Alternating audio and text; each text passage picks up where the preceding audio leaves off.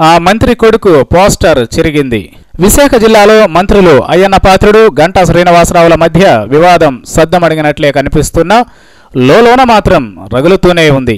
తాజాగా ఘటనలు అందుకు అద్దం పడుతున్నాయి. మంత్రి గంటా తనయుడు గంటా రవితేజ హీరోగా నటించిన జయదేవ్ సినిమా పోస్టర్లను అయ్యన్న పాత్రుడి అనుచరులు పీక పడేశారన్న ఆరోపణలు వినిపిస్తున్నాయి. దీంతో వివాదం మళ్లీ మొదలైంది. అయ్యన్న పాత్రుడి నియోజకవర్గమైన నర్సీపట్నంలో జయదేవ్ సినిమా పోస్టర్లు చించేసి కటౌట్లు ధ్వంసం చేశారంటూ గంటా రవితేజ అభిమానులు ఆందోళన చేపట్టారు. దీంతో ఇది రాష్ట్ర వ్యాప్తంగా సంచలనంగా మారింది. పెద్ద హీరోల సినిమాల విషయంలో అభిమానుల మధ్య ఇలాంటివి జరుగుతుంటాయి, కానీ పూర్తిగా కొత్త హీరో సినిమా పోస్టర్లు చించడం అన్నది ఇంతవరకు ఎక్కడా లేదు.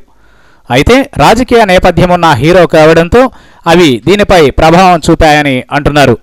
మంత్రి తనయుడు కావడంతో ఆయన ప్రాతినిధ్యం వహిస్తున్న విశాఖ జిల్లాలో ఎక్కువ థియేటర్లలో ఈ సినిమా రిలీజ్ చేస్తున్నారు. ఈ క్రమంలో నర్సీపట్నంలో పోస్టర్లను చింపివేయడం వివాదాన్ని రేపింది. తమ హీరో పోస్టర్లు చించేసి కటౌట్లు ధ్వంసం చేసిన వారిని పట్టుకుని కఠినంగా శిక్షించాలని రవితేజ అభిమానులు డిమాండ్ చేస్తున్నారు. అయితే సినిమాకు హైప్ క్రియేట్ చేయడం కోసం గంటా అనుచరులే ఈ పని చేశారన్న విమర్శలు వినిపిస్తున్నాయి.